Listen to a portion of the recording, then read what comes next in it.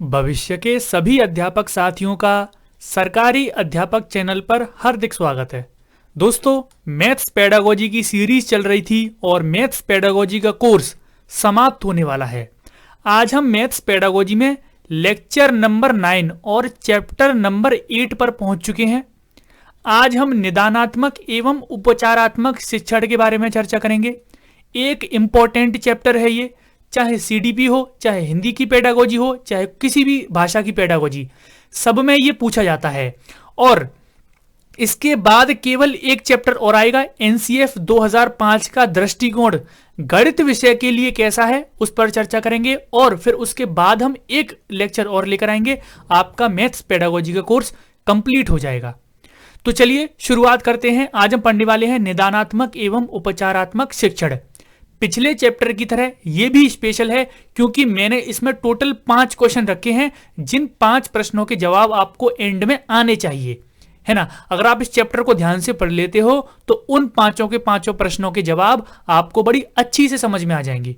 तो चलिए शुरुआत करते हैं। और अभी तक जिसने टेलीग्राम हमारा ज्वाइन नहीं किया है वो फट से जाके सरकारी अध्यापक लिखो टेलीग्राम पर, या फिर कमेंट सेक्शन में उसका लिंक होगा, है ना। टेलीग्राम चैनल ज्वाइन कर लो। वहां पर बहुत सारे स्टूडेंट्स अभी इकट्ठा नहीं हुए हैं, इकट्ठा हो जाएंगे तो बहुत सारे सब्जेक्ट्स के पीडीएफ भी डालेंगे हम वहां पर, है ना। आपको क्विज भी करवाएंगे वहां पर, है ना। बहुत सारी चीजें करवाएंगे वहां पर, पीडीएफ नोट्स भी बांटेंगे वहां पर, है ना। चलिए शुरुआत करते हैं। सबसे पहले पढ़ेंगे निदानात्मक शिक्षण क्या है, उसके बाद उपचारात्मक शिक्षण क्या है, किन किन क्षेत्रों में यह किया जाता है, इन दोनों के उद्देश्य क्या हैं। तो सबसे पहले निदानात्मक शिक्षण की बात कर लेते हैं। अब देखिए, जो निदानात्मक शब्द है, जो निदान शब्द है, वो एक इंग्लिश का शब्द है डायग्नोसिस। ये डायग्नोसिस आपने पढ़ा होगा, डॉक्टर्स, आपने हॉस्पिटल डॉक्टर से संबंधित है डायग्नोसिस। अब देखिए इसमें होता क्या है, इसमें कोई भी बीमारी होती है तो डॉक्टर उसका जानने की कोशिश करता है कि जो भी पेशेंट है उसको कौन सी बीमारी है, यानी कि डॉक्टर क्या कर रहा है, डायग्नोसिस कर रहा है।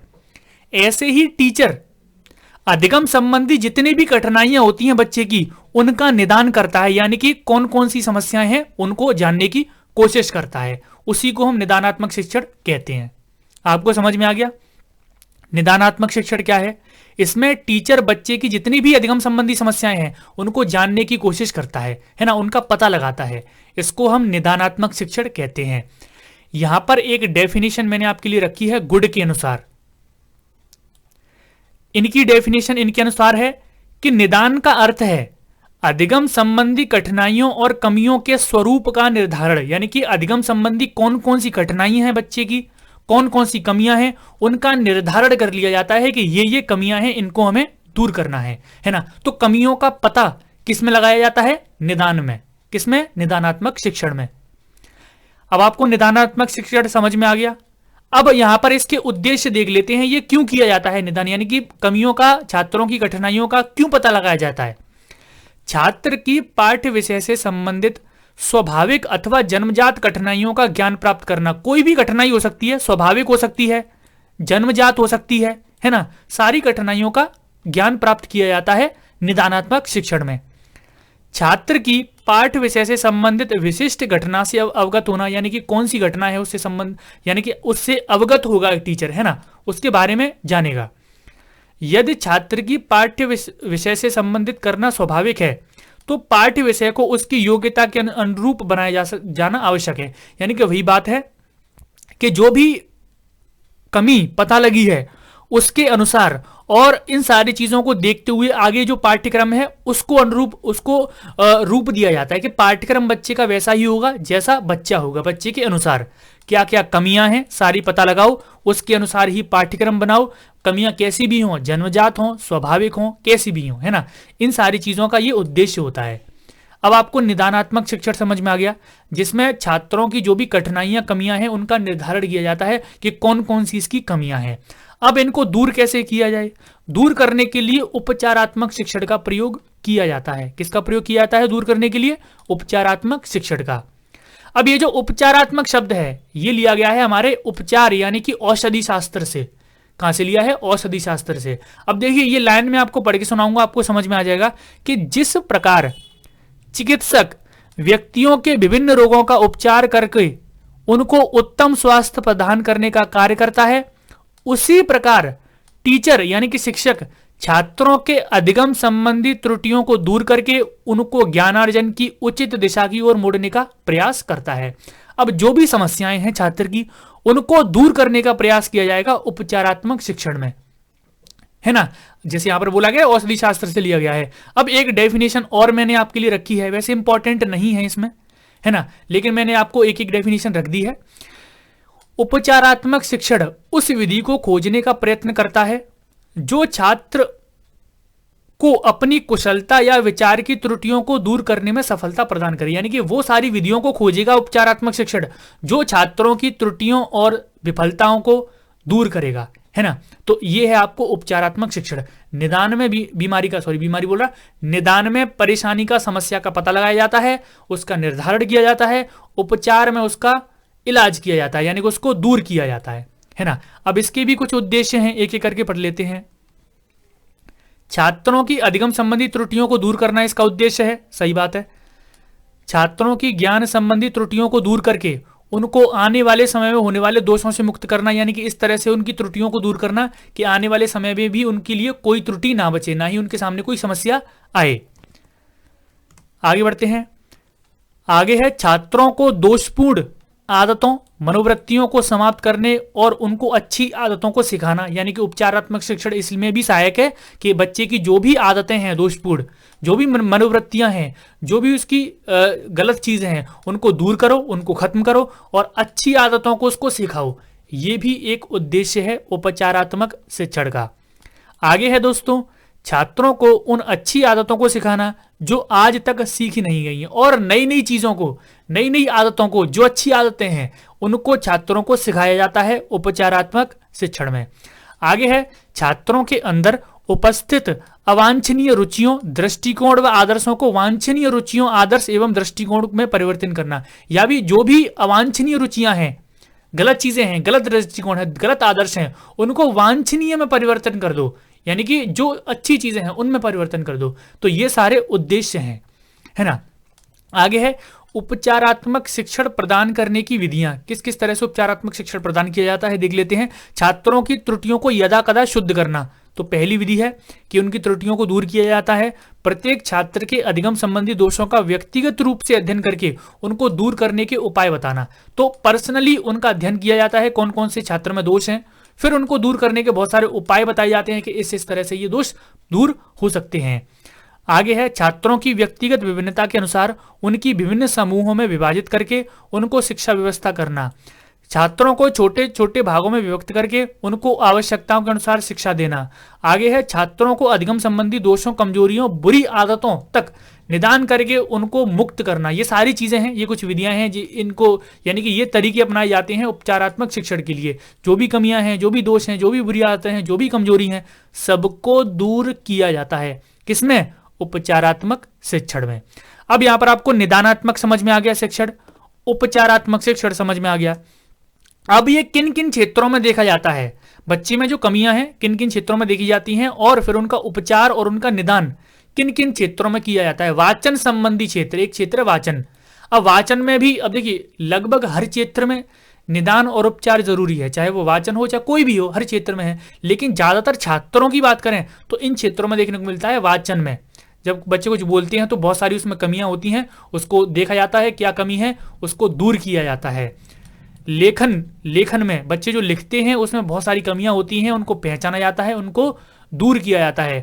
उच्चारण, जब बच्चा बोलता है तो उसमें भी बहुत सारी चीजें गलती होती हैं, उसको पहचाना जाता है, उसको दूर किया जाता है। व्याकरण में बहुत सारी गलतियां होती हैं, उनको दूर किया जाता है। और अंकगणित, ये भी आपका मैथ्स जो है उसमें भी बहुत सारी कमियां होती हैं, उनका निदान किया जाता है, फिर उनका उपचार किया जाता है। निदान और उपचार में एक क्रम याद कर रखना कि सबसे पहले हमेशा निदान ही आएगा, फिर उस दूसरे नंबर पर उपचार आएगा, है ना। पहले निदान किया जाएगा, समस्या का निर्धारण किया जाएगा, फिर उसको सॉल्व किया जाएगा।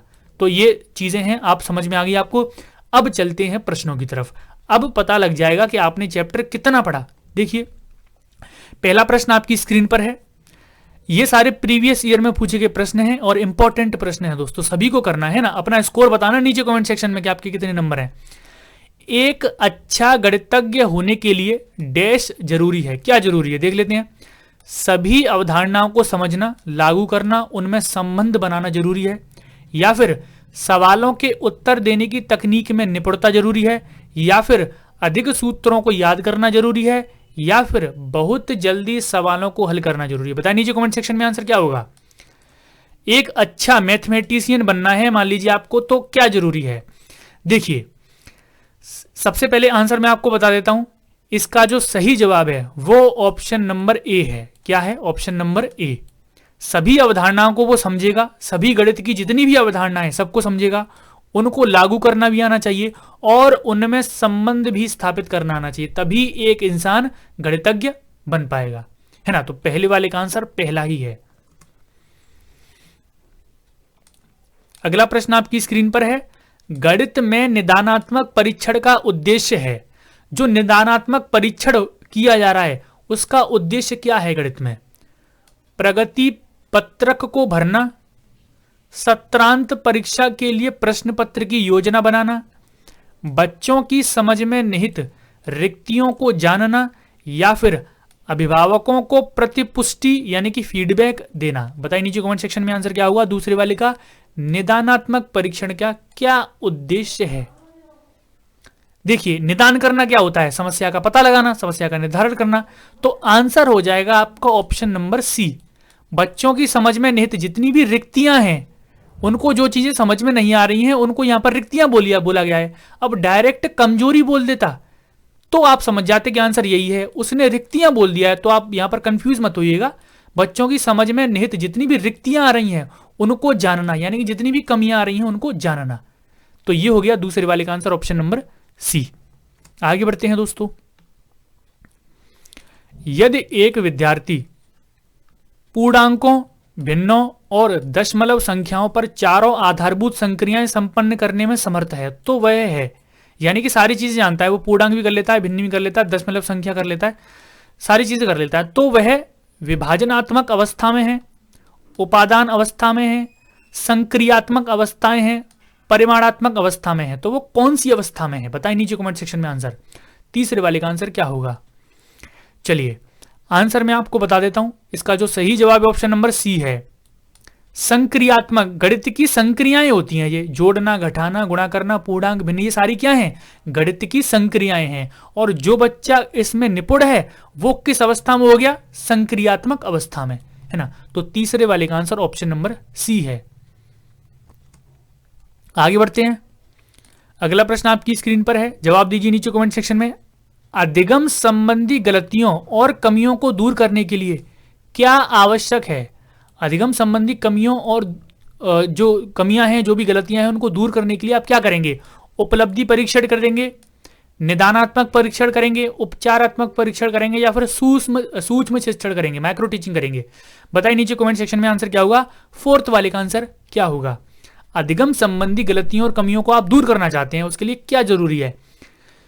चलिए आंसर मैं आपको बता देता हूं। इसका जो सही जवाब है ऑप्शन नंबर सी है। भाई उपचार ही तो करेंगे, कमियों और गलतियों को दूर करने के लिए उपचार करेंगे, कमियों और गलतियों को निर्धारण करने के लिए, उनको जानने के लिए क्या करेंगे? निरीक्षण करेंगे, सॉरी निदानात्मक परीक्षण करेंगे, है ना।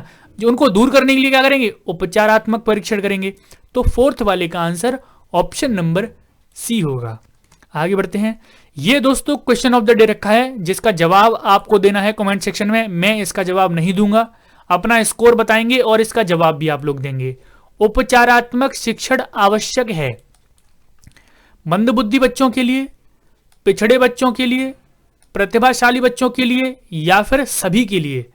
जो उपचारात्मक शिक्षण किया जाता है एक टीचर के द्वारा, वो किसके लिए जरूरी है? मंदबुद्धि के लिए जरूरी है बच्चों के लिए, या फिर पिछड़े बच्चों के लिए जरूरी है, या फिर प्रतिभाशाली बच्चों के लिए जरूरी है, या फिर इन तीनों के लिए जरूरी है?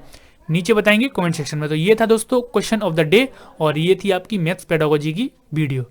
उम्मीद करता हूँ वीडियो आपको पसंद आई होगी। इसको आपको लाइक करके ज़रूर जाना है, अपने दोस्तों के साथ शेयर करके ज़रूर जाना है, नीचे कमेंट सेक्शन में एक अच्छा सा कमेंट भी करना है। और मिलते हैं आपसे नेक्स्ट वीडियो में। आज के लिए इतना ही, धन्यवाद।